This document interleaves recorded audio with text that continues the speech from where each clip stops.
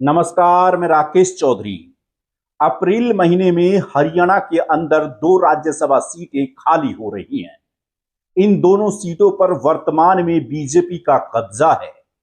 एक पर रामचंद्र जांगड़ा और दूसरी पर किरण चौधरी सांसद हैं।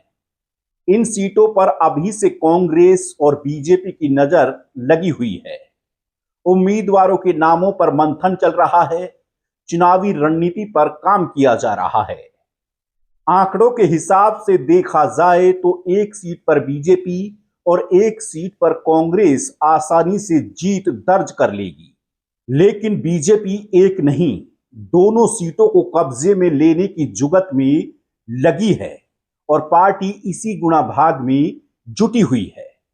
शायद यही वजह है कि बीजेपी के अंदर राज्यसभा जाने के लिए इच्छुक उम्मीदवारों की लिस्ट भी लंबी होती जा रही है। बीजेपी के भीतर ओम प्रकाश धनखड़, कैप्टन अभिमन्यु, राम विलास शर्मा और कुलदीप बिश्नोई समेत कई नेताओं के नाम हरियाणा के राजनीतिक गलियारों में गूंज रहे हैं। लेकिन माना जा रहा है कि पूर्व मुख्यमंत्री भजनलाल के बेटे कुलदीप बिश्नोई राज्यसभा जाने की हर संभव कोशिश कर रहे हैं और इसके लिए आखिरी लड़ाई लड़ने का भी मन बना लिया है। सही मायने में कहा जाए तो कुलदीप बिश्नोई आर पार की लड़ाई के मूड में हैं। यही वजह है कि आने वाले दिनों में वो प्रदेश में एक बड़ी रैली कर राजनीतिक माहौल को गरमा सकते हैं। हालांकि ये रैली कहां और कब होगी, अभी इसका खुलासा नहीं हुआ है। लेकिन राज्यसभा चुनाव से ठीक पहले ये रैली हो सकती है। इस रैली के लिए अभी से बिश्नोई परिवार ने तैयारी शुरू कर दी है। रैली से पहले 26 जनवरी के बाद कुलदीप बिश्नोई फिर से हरियाणा के अलग अलग जिलों में कार्यकर्ताओं से मिलेंगे और राय शुमारी करेंगे। जानकारी के मुताबिक कुलदीप बिश्नोई की इस रैली का मकसद बीजेपी नेतृत्व को अपना शक्ति प्रदर्शन दिखाना है। वहीं प्रदेश स्तरीय रैली से पहले बिश्नोई परिवार यह भी चाहता है कि मुख्यमंत्री नायब सिंह सैनी की एक रैली आदमपुर में कराई जाए। इसके लिए बिश्नोई परिवार जल्द मुख्यमंत्री नायब सिंह सैनी से मुलाकात कर सकता है। हरियाणा में राजनीतिक तौर पर देखें तो बिश्नोई परिवार का 20 साल से ज्यादा समय से बुरा दौर चल रहा है। कभी बिश्नोई परिवार की हरियाणा की सियासत में तूती बोलती थी। कुलदीप बिश्नोई के पिता भजनलाल 3 बार हरियाणा के मुख्यमंत्री रहे, लेकिन 2005 में इनेलो को हराकर कांग्रेस सत्ता में आई तो भजनलाल की बजाय भूपेंद्र सिंह हुड्डा हरियाणा के मुख्यमंत्री बने। भजनलाल को हुड्डा का मुख्यमंत्री बनना अखर गया।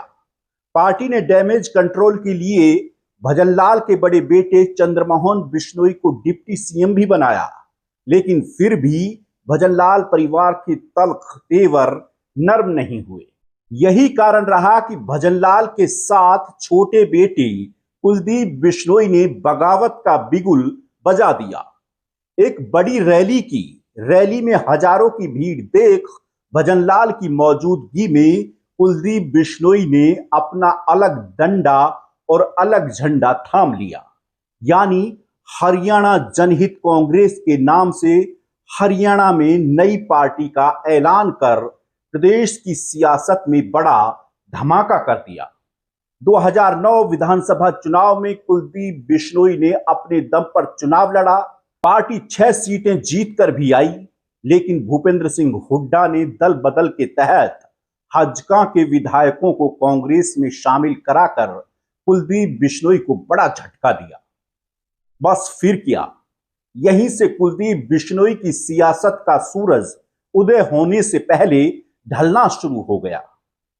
2014 लोकसभा चुनाव से पहले राजनीतिक विरासत को बचाने की जद्दोजहद के बीच कुलदीप बिश्नोई ने बीजेपी से हाथ मिला लिया। कुलदीप बिश्नोई हिसार लोकसभा सीट से गठबंधन से चुनाव भी लड़े, लेकिन देश में प्रचंड बहुमत के बावजूद कुलदीप बिश्नोई चुनाव हार गए। इसके बाद विधानसभा चुनाव से ठीक पहले बीजेपी और हजका का गठबंधन टूट गया। कुलदीप बिश्नोई अपनी परंपरागत सीट आदमपुर और पत्नी रेणुका बिश्नोई हांसी से चुनाव जीती, लेकिन पार्टी बाकी सीटों पर बुरी तरह हार गई। खट्टे मीठे अनुभव के बाद कुलदीप बिश्नोई ने हजका का कुछ दिनों बाद कांग्रेस में विलय कर दिया। 2019 विधानसभा चुनाव में आदमपुर से कुलदीप बिश्नोई विधायक बने। साल 2022 में एक बार फिर कुलदीप बिश्नोई का मोह कांग्रेस से भंग हुआ और बीजेपी में शामिल हो गए। इस वजह से बिश्नोई को विधायक पद से भी इस्तीफा देना पड़ा। कुछ दिनों बाद आदमपुर सीट पर उपचुनाव हुआ। बीजेपी ने यहां से कुलदीप बिश्नोई के बेटे भव्य बिश्नोई को चुनाव मैदान में उतारा और जीत भी गए। कुलदीप को उम्मीद भी थी कि भव्य बिश्नोई को मंत्री बनाया जाएगा, लेकिन ऐसा नहीं हुआ, जिससे वो मायूस हो गए। साल 2024 लोकसभा चुनाव से पहले कुलदीप बिश्नोई हिसार से अपनी टिकट पक्की मानकर चल रहे थे, लेकिन आखिरी वक्त पर पासा पलटा और खट्टर सरकार में मंत्री और निर्दलीय विधायक रणजीत चौटाला बीजेपी में शामिल हो गए। बीजेपी ने उन्हें खट्टर की सिफारिश पर हिसार से उम्मीदवार बना दिया, जो भजनलाल परिवार के लिए बड़ा झटका साबित हुआ। इसके बाद कुलदीप बिश्नोई को सबसे बड़ा सदमा विधानसभा चुनाव में लगा। बीजेपी ने कुलदीप के बेटे पर भरोसा जताते हुए एक बार फिर आदमपुर से उम्मीदवार बनाया। इस चुनाव में भव्य बिश्नोई कांग्रेस प्रत्याशी चंद्र प्रकाश से हार गए। आज तक इस सीट से भजनलाल परिवार का कोई भी सदस्य चुनाव नहीं हारा था। यानी देखा जाए तो कभी उधर कभी इधर की सियासत के बावजूद भी बिश्नोई परिवार से कोई भी सदस्य करीब 20 साल से मंत्री तक नहीं बना है। यानी कि सत्ता का जो सुख नेता चाहते हैं वो बिश्नोई परिवार को नहीं मिला है। साथ ही लगातार बिश्नोई परिवार की राजनीति का ग्राफ डाउन ही होता चला गया है। ऐसे में अब एक बार फिर कुलदीप बिश्नोई राज्यसभा जाने का सपना देख रहे हैं और इसके लिए पूरी तरह से एक्टिव भी हो गए हैं। ऐसे में देखना होगा कि बीजेपी कुलदीप बिश्नोई का सपना पूरा करेगी या फिर नजरअंदाज कर किसी नए चेहरे को मौका देगी। बहरहाल यही कहा जा सकता है कि कुलदीप बिश्नोई के लिए अपने सियासी वजूद को बचाने की ये आखिरी लड़ाई है।